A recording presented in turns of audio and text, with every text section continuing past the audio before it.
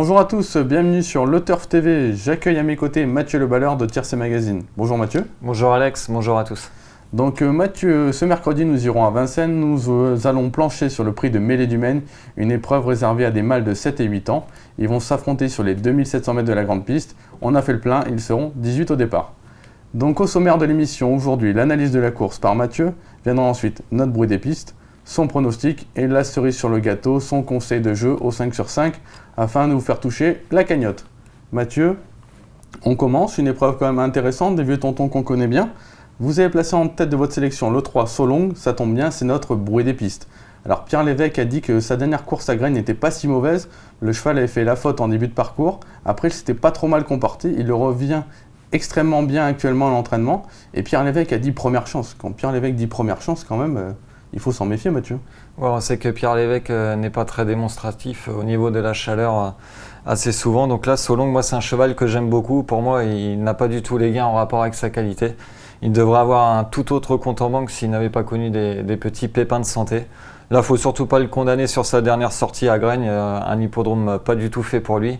Là, il évoluera sur une distance à son entière convenance. Il peut aller de l'avant parce qu'il possède vraiment une tenue à toute épreuve. Il sera déféré des 4 pieds. Thomas Lévesque le connaît bien pour avoir déjà gagné avec. Si on retrouve le vrai Solong, pour moi, il court un petit peu seul dans cette épreuve. C'est vrai que sur sa perf de cet été où il gagnait sur les programmes d'Anguin, il battait Sacha Marboula qu'il retrouve ici, il faisait grosse impression. Maintenant, des fois, il ne répète pas toujours. Voilà, c'est ça, c'est un petit peu un intermittent du spectacle, mais comme vous l'avez dit, Pierre Lévesque l'a vraiment retrouvé pleine peau au travail. Donc s'il fait vraiment sa vraie valeur, pour moi, c'est le cheval de la course. Il ne faut pas chercher plus loin le gagnant. D'accord. Vous lui opposez le numéro 5, Sancho du Parc. Lui avait été malheureux dans un quintet, c'était au mois de septembre. Il s'est imposé sur les 2100 mètres de la grande piste avec Pierre Lévesque, d'ailleurs. Il avait été disqualifié après enquête. Là, vous le rachetez ? Moi, je le rachète les yeux fermés. Sancho du Parc, il répète toutes ses courses. C'est vraiment un chic cheval. Il dépend de l'entraînement en grande forme de Patrick Martin, qui présente les très bons Rue de Léroux et Reine Hélène. Ce sera dimanche de la finale du GNT, d'ailleurs. Voilà, on pourra suivre Rue de Léroux avec grand intérêt. Donc, non, Sancho du Parc, les 2700 mètres de la grande piste ne vont pas le gêner. Il faut mieux patienter avec lui et faire les 500 derniers mètres. On le présente déféré à bon escient, associé à Pierre-Yves Verva, lui aussi il détient une très bonne chance. D'accord. Le troisième de la course, c'est le 6 Sacha Marboula. Lui on le retrouve un peu, quand on fait les lignes, on le retrouve partout. C'est lui du coup qui avait profité de la disqualification de Sancho du Parc dans le quintet, c'est lui qui avait gagné. Voilà, c'est ça, exactement. Moi je vous avoue que la récente fin de course de Sacha Marboula à Lyon-Paris m'a beaucoup plu. Il est venu finir dans une plaisante action en léger retrait.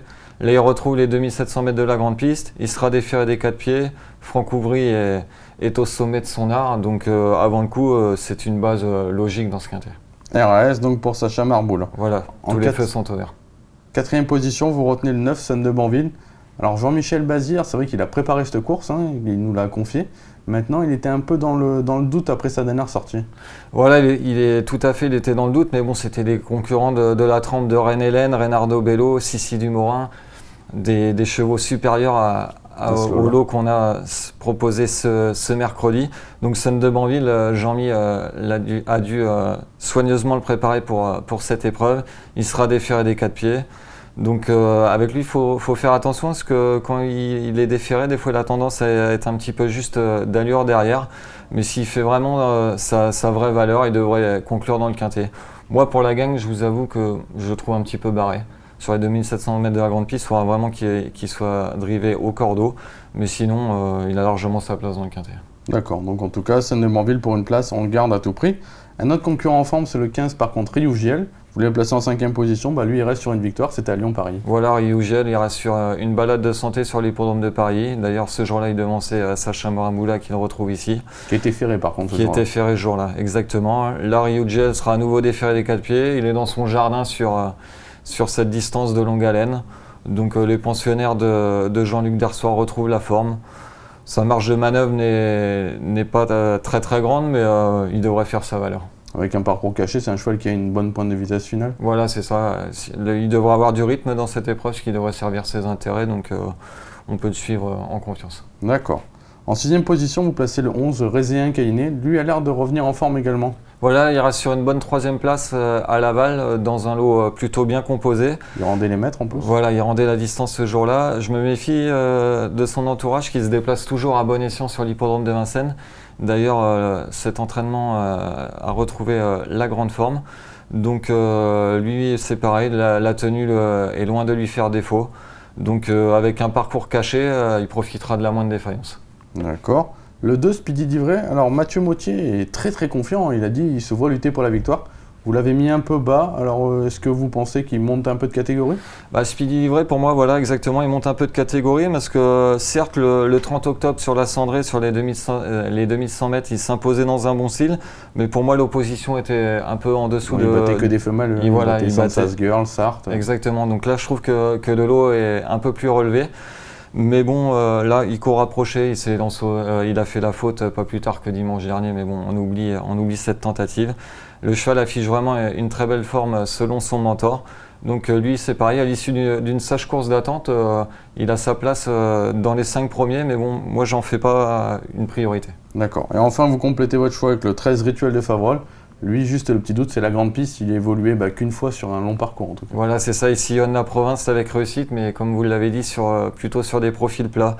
Mais bon, il va être à son affaire sur cette longue distance. Donc en cas de défaillance de certains favoris, il pourrait prendre une 4 ou 5e place à Bellecote. D'accord, Mathieu, écoutez, maintenant il n'y a plus qu'à sortir les stylos parce que vous allez communiquer votre pronostic. Voilà, alors, mon favori, le numéro 3, Solong, le numéro 5, Sancho du Parc, le 6, Sacha Marboula, le 9, Sun de Banville, le 15, Riougiel, le 11, Rézéen Cayenne, le 2, Speedy d'Ivray, et pour finir, le 13, Rituel de Favrol. Donc au niveau du conseil de jeu au 5 sur 5, on a décidé avec Mathieu de prendre 2 bases, le 3 et le 5, derrière donc 3 croix.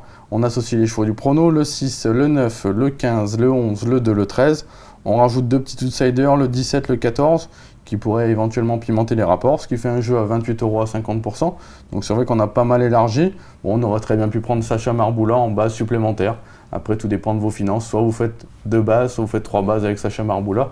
Normalement, on ne devrait pas être très loin de la soupe, Mathieu. Voilà, je pense qu'on a 3 bases assez solides, mais comme vous l'avez dit, il ne faut pas hésiter à élargir ces jeux derrière, parce que la course reste quand même assez ouverte. Donc voilà, bon jeu à tous. Eh bien écoutez, à très bientôt sur ce plateau. Et puis en ce moment, Vincennes bat son plein, donc on vous attend pour vous donner de précieux conseils au trot. À bientôt, bon jeu à tous. Au revoir. Bon jeu à tous, au revoir.